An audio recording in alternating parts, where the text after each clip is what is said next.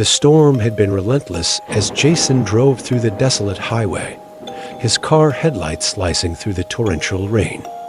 He had been driving for hours and needed to find a place to rest. In the distance, a faded sign appeared, the Hollow Creek Motel. It was an old, towering structure that looked like it hadn't seen any repairs in decades. The neon sign above the door flickered weakly, casting an eerie glow on the damp road. With nowhere else in sight, Jason decided to pull in. Inside, the atmosphere was strangely quiet, almost too quiet. The lobby was dimly lit with cracked tiles and walls that had long since peeled away their paint. An old woman sat behind the desk, her gray hair tied up in a bun, eyes sunken deep in her face. Without even looking up, she asked, "Name?" Jason replied, "Jason Miller, room 308. She hesitated, staring at the register for far too long before sliding him a tarnished key. Up the stairs, third door on the left. "Enjoy your stay," she muttered in a flat tone. Jason, unsettled but too tired to care, thanked her and made his way up, exhausted. He lay back on the bed and shut his eyes, trying to ignore the discomfort of the room. But after a few moments, he heard something. A faint scratching sound. It came from the wall behind the bed. Jason froze, straining his ears to listen. Scratch, scratch, scratch. It was a slow, deliberate noise, like nails dragging across wood. The sound seemed to get louder with every passing second, sending a chill down his spine.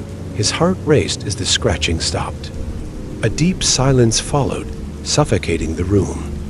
Jason quickly reached for his phone, turning on the flashlight. He swept the beam across the room. Nothing.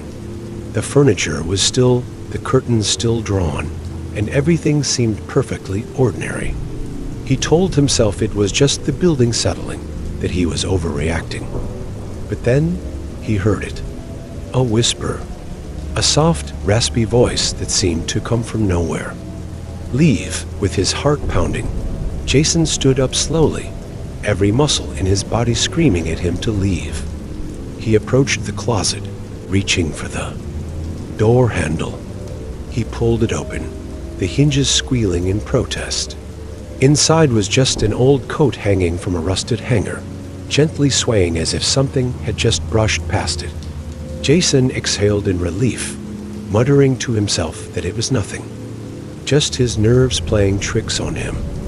He shut the door and turned back toward the bed.